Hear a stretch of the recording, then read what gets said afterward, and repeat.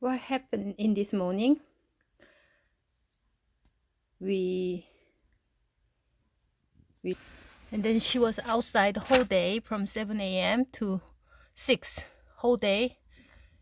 She was hiding outside my neighbor's backyard, my neighbors under the car, and then finally we put this paper everywhere.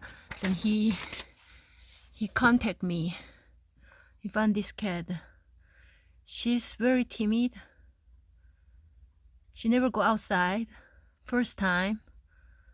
So you think just a short while it could be happen to anybody. And here's Canada. It's very cold. November, almost November. It's very windy, very cold. And they have a wild animal outside, red fox, the raccoon, and even coyote. Today is a golden hours. If we couldn't find her, nobody knows what's gonna happen. We walk around like 6 hours, 7 hours, and then posting grocery store, library, the pet shop, everywhere on the street. So it's a kind of 10 hour. 10 hour, we finally find her. She couldn't go outside too far, not like across the street. She's just around my house. She's just hiding the whole time.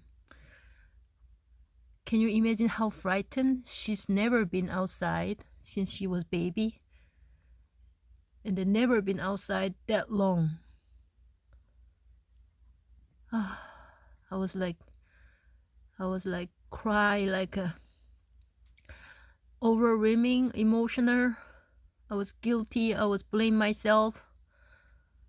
I was actually loading the boxes to the basement, and then I didn't unlock the door because I was ongoing the moving stuff, and it was very windy day.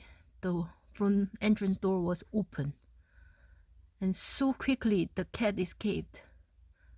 Two cats escaped. The black cat Cookie, my son picked it up in the porch, and this cat, very timid, very scared. She hiding a whole time for 10 hours.